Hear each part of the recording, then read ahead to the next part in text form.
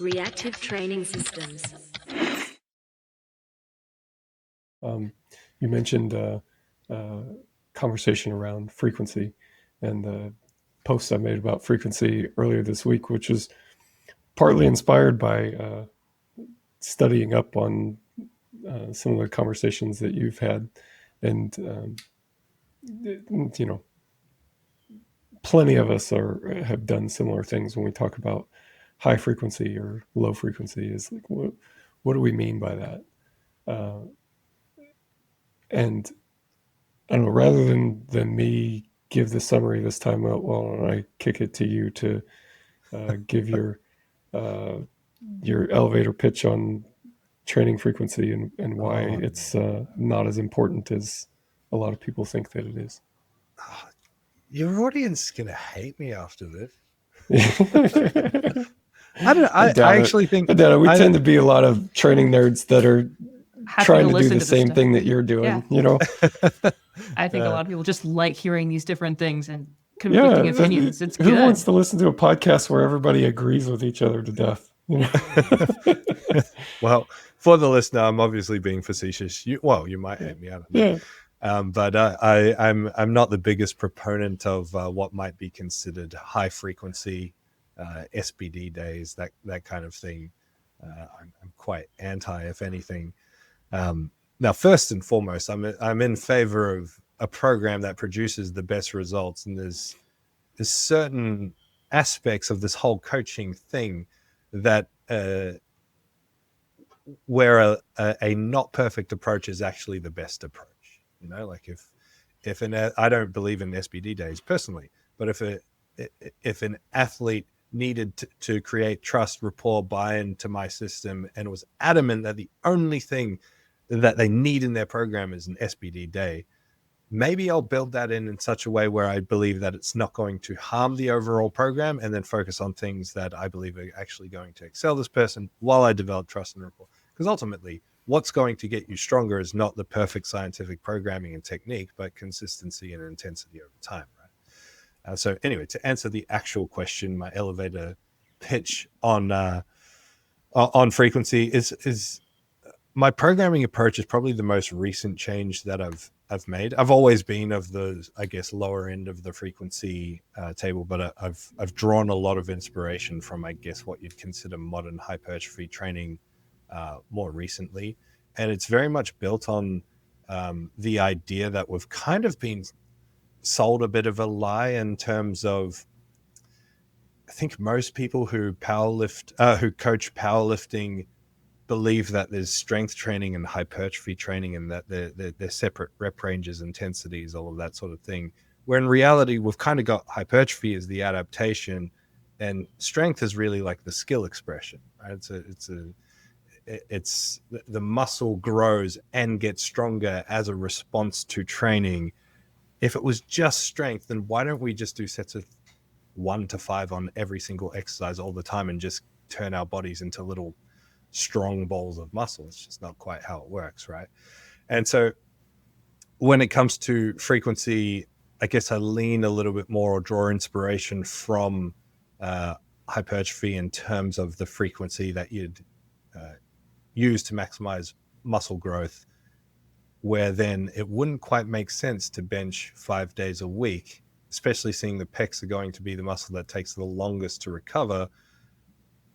In order to be able to do that and maintain it at some sort of high quality, the question would be like, are you training to get this thing better, or are you training to make your body adapt to the training stimulus that you're putting it under? As in adapt to be able to comfortably bench 5 days a week rather than get stronger by doing that thing. And again, all I can do is lean on my practice and my experience, which is that I've seen enormous strength gains in all populations, little, big, steroids, no steroids, using a quote unquote lower frequency approach. I hate the term low frequency in that sense. I program most of the time 2 to 3 sets of squat, bench, deadlift per week, and that's it. And people will call that very low frequency. I see it as adequate frequency. I'd see like low frequency as once a fortnight. And I have to acknowledge my bias, which is my coaching experiences, particularly more in like the last 5 to 6 years, is skewed pretty heavily towards elite level powerlifters rather than the general average. And so like if I was talking to you about like how to improve or what kind of programming strategies to use the more beginner and intermediate, there probably would be more frequency. So when you say, when I hear you talk about this and you talk about like lower frequency, 3 to 4 sets per week, I'm hearing that as being the training for the comp lift specifically. So then there would be additional work that is either, is there additional work that is still training, like let's take the squat, for example, that would still train the squat movement pattern, but just not as a competition exercise, whether it be like a tempo variation or a different bar or something like that?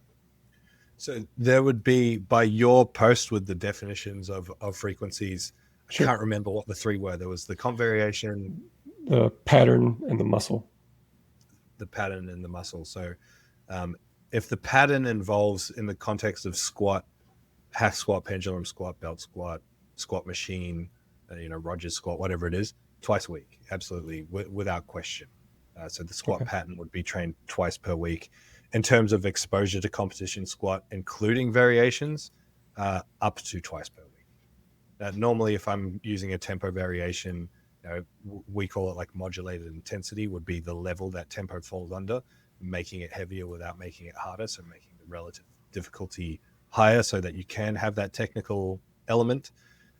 Tempo would be my go-to. I'm very specific about what I believe tempo should be, which kind of bucks the trend. I'm not a believer in the tempo eccentric and then explode up. It doesn't make sense to me because people lose position and basically butcher their technique or rely on their strongest technique, which is the technique that we're trying to fix when they explode up. So we program tempo concentrics.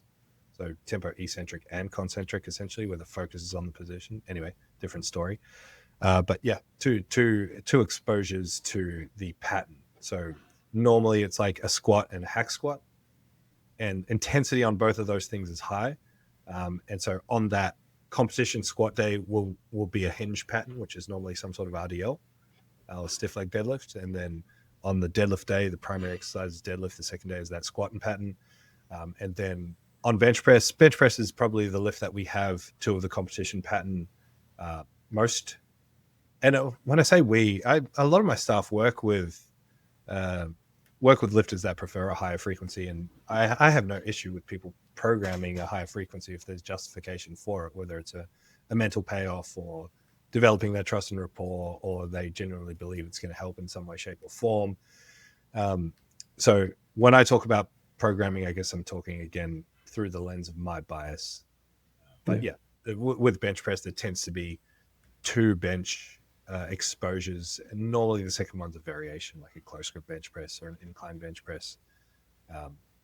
For most of my bigger lifters, though, it's normally a main bench press, and then on that second day is going to be an overhead and then a chest press machine of some sort. Interesting. Overhead. Yeah. I mean, that I think this is another area where we end up landing closer together than we are apart. But my tendency has been to program the comp lift itself probably once a week as a default. Like I tell people a lot of times that like all coaches have tendencies, and the tendency is just where I tend to go in the absence of something pulling me in a different direction. I don't necessarily believe that you have to do that or that's the quote unquote best way or anything like that. That's just my tendency. And, if something nudges me in a different direction, or, other coaches have other tendencies, I think that's fine.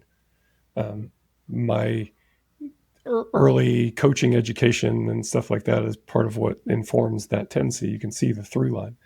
But for me, one of my tendencies is to kind of probably default to programming comp lift once a week in most cases. It's just that from a pattern standpoint, I would say that that's where I probably have the most flexibility, that I'll train that movement pattern more often. You know, I don't have a problem pulling in high frequency training for the bench, meaning like training the pattern, you know, up to 5 times a week or something like that. I do that often enough. And we can talk about that a bit more in a sec. But lower body tends to be a bit less. Tends to be, you know, 2 to 3 times a week for the pattern, more 2 than 3. And then sometimes there's an additional training session in there that's just accessory work, muscle stimulus, you know, that's not like any kind of, there's no skill adaptation to any of that, you know. Yeah.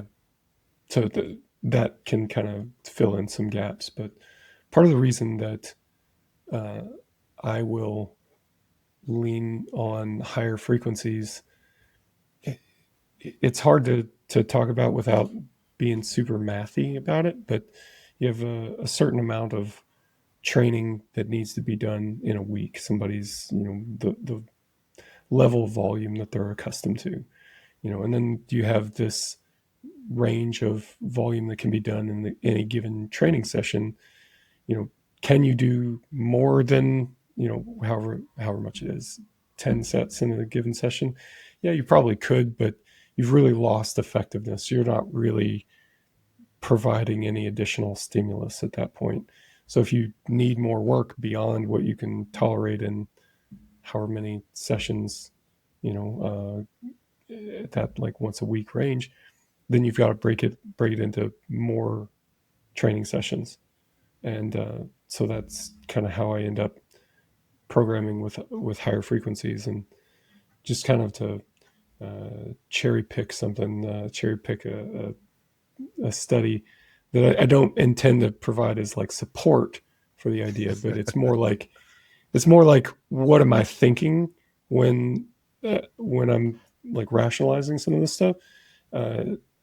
Like I do think about like muscle protein synthesis rates getting shorter and shorter as an athlete gets more and more experienced.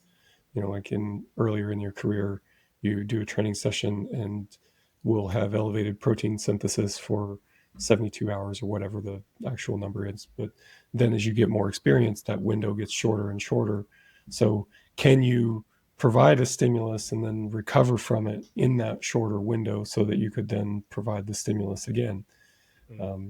So this is a bit of some of the thinking that's going on. Again, like to my ear, that sounds more similar than different, although I'm sure there are some differences. Shh. There is a secret to great training programs, but it's not a magic set and rep scheme or this one weird exercise that powerlifting pros don't want you to know about. The secret is in your training log. You see, years ago, we began developing tools to help you unlock these secrets, and we've been putting them online for free ever since. That's right, it's free for everybody. Now you may be thinking, what's the big deal? People have been logging training forever, and you're right. But the secret isn't just in keeping a logbook, it's using that log to make better training decisions. That's the real secret. This is where the RTS training log excels. You haven't done SSB squats in 3 months and you're wondering what your target weight should be? We can help you with that. Did you overshoot on your top set and you're wondering if you should adjust your back off sets? We can help you with that too. Are you building the most important training block of this year and you're wondering what your most highly effective blocks have in common? Yep, we got you covered there too. There's more, there's a lot more. And yes, it is all free. Not just a free trial, not free with ads, just regular free. You go to reactivetrainingsystems.com, then you click on apps, sign up for a login, and you're in.